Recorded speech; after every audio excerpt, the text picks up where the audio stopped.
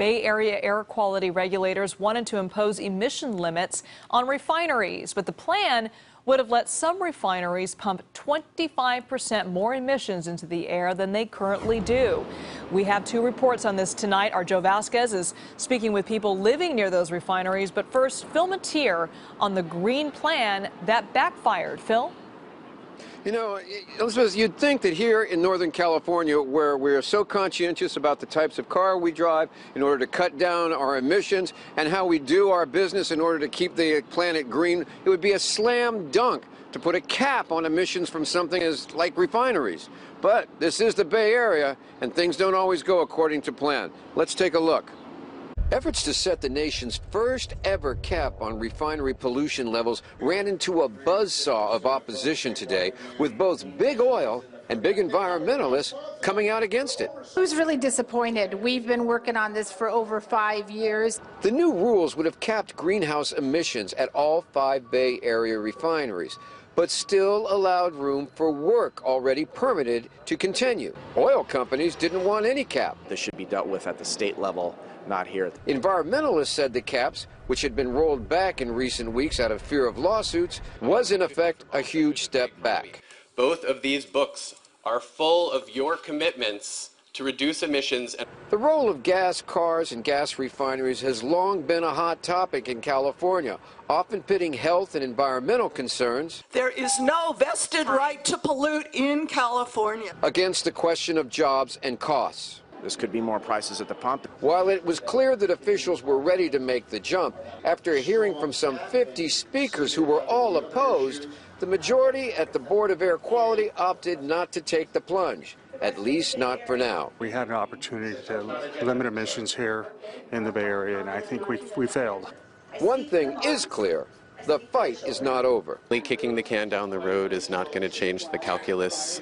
The caps need to be set at current levels, or else they're permitting a huge increase in emissions. Serious concerns with having these caps done at the local So you're going to keep fighting it? We're going to keep fighting it. I don't think anyone here today is happy with the outcome. Now that outcome is going to be revisited in either next month or possibly the month after, but there's a clock ticking because in the interim, the state could come in with its own controls and knock the Bay Area out from making history.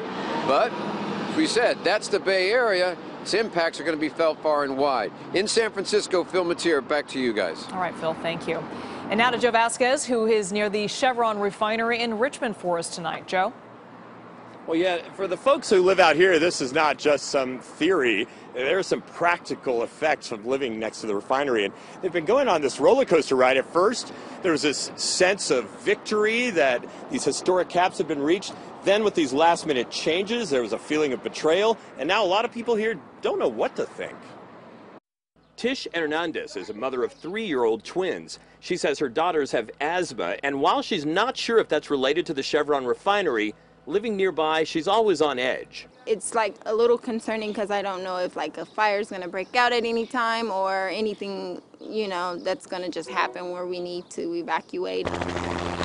Given Chevron's history here, including the big fire of 2012 that sent thousands to the hospital, there is still some distrust in the community. While most of the folks we talked to here say they applaud the effort to put caps on refinery emissions, they are also confused by the proposal to also allow the refineries to increase emissions. They're going to increase it on one and try to cap it. That doesn't sound like they're solving the problem, does it? Yeah, no, people are frustrated and very confused. You know, there's been a lot of talk about, yeah, this is going to be a national landmark. Laura Gracia with the group Communities for a Better Environment says the people in the neighborhood are not happy with how the Air Quality Board seemed to disregard the voices of the folks who live closest to the plant. You know, all of these changes were made last minute without community approval or consent.